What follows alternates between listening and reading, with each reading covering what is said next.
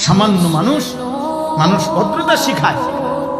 যে একটা মানুষ একটা বাচ্চাকে যে চিপস কিনে দেয়, তো তার মা তাকে শিখায়, বাবা শিখায়, আব্বু থ্যাংক ইউ বলো, তোমাকে একটা চিপস, থ্যাংক ইউ বলো, ধন্যবাদ দাও, কৃতজ্ঞতা আদায় করতে শিখো যে সে তোমাকে একটা চিপস দিছে। আল্লাহ তাআলা একটা চিপস দিছে ডেইলি, কথা বলে না? আল্লাহ তাআলা ডেইলি শুধু এক প্লেট ভাত দেয়? তো বলো আব্বা, বলো কি সুরত বানাইছে?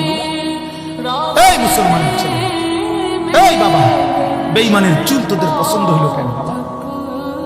বল তুই, এই তোর কোন হিন্দু বেঈমান তোর জন্য কোনোদিন কাঁদছে কিনা তুই বল? কোন ইহুদির বাচ্চা, কোন খ্রিস্টানের বাচ্চা, কোন বেঈমান তোদের জন্য কোনদিন কাঁদছে কিনা? তোদের জন্য 23 বছর কাঁদছে যিনি, তিনি তো মদিনার বন্ধু রাসূলুল্লাহ সাল্লাল্লাহু আলাইহি ওয়াসাল্লাম।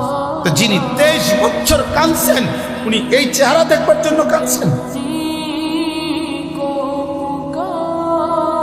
বলো, তোমার মা 9 মাস তোমার গর্ভে ধারণ করে এত যন্ত্রণা সয়েছেন এই তোমার এই সুরত দেখার জন্য? 2 বছর তোমার দুধ পান করাইছেন এই সুরত দেখার জন্য? এক ওয়াক্ত নামাজ পড়তা না এই দৃশ্য দেখতে? কোন মাকে যদি বলে যে মা তোর ফুট এত নষ্ট হইল কেমনি, তোর ফুট এত বড় অসভ্য হইল কেমনি, এক ওয়াক্ত নামাজ পড়ে না, আহা, সেই মা যদি একবার দীর্ঘশ্বাস ফেলে বলে ফেলে, ওই মা তুই আমার এটা যদি কোনো মা বলে ফেলে, তো এই অভিশাপ আল্লাহর আরশ পর্যন্ত পৌঁছতে কতক্ষণ লাগবে? বাপ যদি বলে ফেলে ফুট, তুই কেমনে আমার এত বড় হয়েছি, মানুষে কয় তুই আমার ফুট কেমনে হইল? বলো বাবা, একটা ছেলে বল যাদের চেইলে চুলে কাটিংওয়ালা, সামনে কা বামে তোমরা যে ডিজাইন, তো মুশরিকের চুল বাবা। খোদার কসম, আল্লাহ রাসূলের বিশুদ্ধ হাদিস, নবী সাল্লাল্লাহু আলাইহি সাল্লাম নাহা রাসূলুল্লাহ সাল্লাল্লাহু আলাইহি সাল্লাম আনিল কাযা, একটা আরবি শব্দ কাযাউন, কফ জা আইন।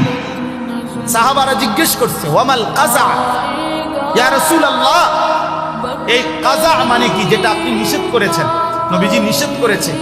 তখন ব্যাখ্যা দিছে যে কোন ব্যক্তি তার চুল একাংশ, কিছু অংশ একদম হলক মানে মুন্ডন করে ফেলা, কিছু অংশ রেখে দেওয়া, আল্লাহ রাসূল বলছেন এটা কাযা, এটা আল্লাহ নবী স্পষ্ট নিষেধ করেছেন।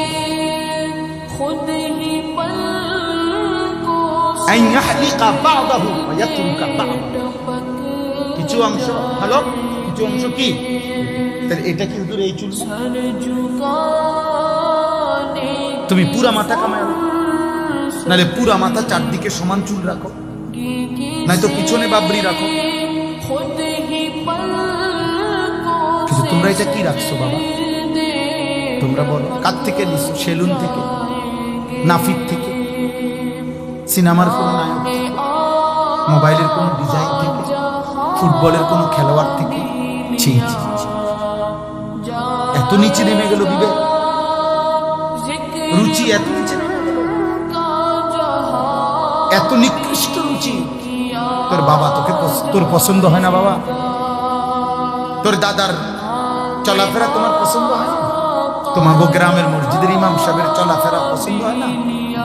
তোমাগো গ্রামে যত হুজুর আসে, আলেম আসে, ওনাদের চুল চেহারা তোমার পছন্দ হয়? তোমার এলাকার কোন আউলিয়া পীর বুজুর্গ যদি কোনোদিন দেখে থাকো, তো তাদের চুল চেহারা তোমার পছন্দ হয়? কারোই ভালো লাগলো না? কোন মুসলমানের চুল চেহারা তোমার ভালো লাগলো না? তুই বেঈমানের মতো পছন্দ করে না? আজকে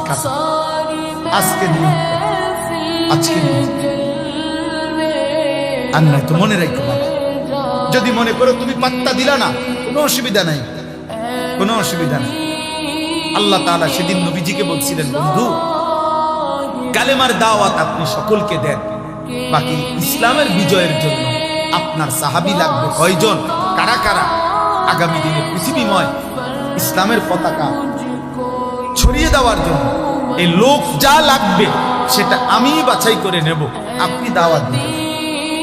এই জন্য আল্লাহ তাআলা বলছেন, বন্ধু আবু জেহেলকে আপনি দাওয়াত দিছেন, আবু বকরকে আপনি দাওয়াত দিছেন, ওমরকে আপনি দাওয়াত দিছেন, আবু লাহাবকে আপনি দাওয়াত দিছেন, বাকি আমি আবু বকরকে নিলাম, আবু জেহেলকে নিলাম না, ওমরকে নিলাম, আবু লাহাবকে নিলাম না। আমার ইচ্ছে। এই জন্য দোস্ত তোমরা মনে রাখো বাবা, আপনাদের সবাইকে বলি, আমাকে বলি, প্রত্যেকেই মনে রাখবেন 1450 বছর ধরে ইসলাম আছে, ছিল, আগামী দিনেও থাকবে। ইসলামের বিজয় হবে, কালেমার বিজয় হবে। মাহদী এই পৃথিবীতে আসবে, দাজ্জাল প্রকাশ পাবে এবং দাজ্জাল নিহত হবে। ইহুদিদের শেষ ব্যক্তিটা নিহত হবে। সারা পৃথিবীময় আরেকবার খোদার কসম, নবীর ভবিষ্যৎবাণী, যদি কিয়ামত, আল্লাহ রাসূল বলেছে ইসরাফিল ফু দেওয়ার আর একদিন যদি বাকি থাকে, নবীজি বলছেন তবুও আমার উম্মত বিশ্বাস করো যে মাহদী আসবে, আর মাহদীর নেতৃত্বে সারা পৃথিবীতে আরেকবার ইসলামের খেলাফত, ইসলামের পতাকা উড়বে, যদি কিয়ামতের আর একদিনও বাকি থাকে। এটা হবে। কিন্তু তোমাদের মতো অনেক ছেলে, মনে রাখো, চরিত্রহীন, লম্পট, জুয়ারি, মদখোর, নেশাখোর, নারী লুভী, উলঙ্গ ছবি দেখায় অভ্যস্ত, বেঈমান মুশরিকের চাল চলন, চুল চেহারা হতে পারে যুবক, তোরে নেবে না খোদা, তোরে ছাড়াই ইসলামের বিজয়। সেদিন আবু জেহেলকে ছাড়াই ইসলামের বিজয় হয়েছে, আবু লাহাবকে ছাড়াই ইসলাম বিজয় হয়েছে। অতএব আল্লাহর জন্য যা দরকার তা তিনি নিবে। পৃথিবীর কেউ জানতো না এই শহীদ শরীফ উসমান হাদি রাহিমাহুল্লাহ তাআলা, এই ইমানদার যুবক এত সাহসী ছিল, এত ইমানওয়ালা ছিল, এত বেশি হিম্মতওয়ালা ছিল। অসংখ্য ব্যক্তি এমনও ছিল গুলিবিদ্ধ হওয়ার আগে যারা তার নাম কোনদিন শুনেও না, কিন্তু আল্লাহ তাআলা আল্লাহর বান্দা কলিজায় কলিজায় তার নাম বসায় দিয়েছে, কলিজায় কলিজায় বসায় দিয়েছে। প্রয়োজনের মুহূর্তে আমার দেশে এমন অসংখ্য মজবুত ইমানদার এখনো আলহামদুলিল্লাহ লাখো লাখো ইমানদার যুবক আছে। তুমি সময়ই দেবে, যখন যে দূর লাগবে মালিক যা রাখবে, যাকে নিবে তিনি নেবে। মূলত হেদায়েত দেয় কে? ফায়সালা দেয় কে? নবী সাল্লাল্লাহু আলাইহি সাল্লামের হাতে অনেক লোক কালেমা পড়ছে কিনা? তো আবু তালেব পড়লো না কেন? ফায়সালা কার হাতে? হযরত ইব্রাহিম আলাইহিস সালামের হাতে অনেক লোক কালেমা পড়েছে কিনা? তো উনার আব্বা পড়লো না কেন? ফায়সালা কার হাতে? নূহ আলাইহিস সালামের হাতে অনেক লোক কালেমা পড়ছে কিনা? তো উনার ছেলে কেনান কালেমা পড়লো না কেন? ফায়সালা কার হাতে? আবার ইব্রাহিম আলাইহিস সালামের বাপকে এত বলার পরেও এই ইব্রাহিম নবী বুঝাইতে পারলো না আল্লাহর ইচ্ছা। আবার এই ইব্রাহিম নবী যখন বলল 12 বছর মাত্র ছেলেটার বয়স, 11 থেকে 12, ইসমাইলকে বলল, বাবা আমি স্বপ্নে দেখছি তোমারে জবাই করতেছি আল্লাহর হুকুমে, তুমি কি বলো? ছেলে এক বাক্যে বলছে, আমি আল্লাহর বিশ্বাস করি বাবা, আপনার মালিক আমার মালিক আল্লাহ, যা বলেছেন এখনই আপনি পালন করেন। তাহলে 11 বছর থেকে 12 বছর, এও ইব্রাহিমের ছেলে, ওই বেড়াও ইব্রাহিমের বাপ। রব বলেন এদিক দিয়ে হেদায়েত দিলাম না, এদিক দিয়ে 12 বছরের বাচ্চাকে আমি হেদায়েত কার? ফায়সালা কার? নালে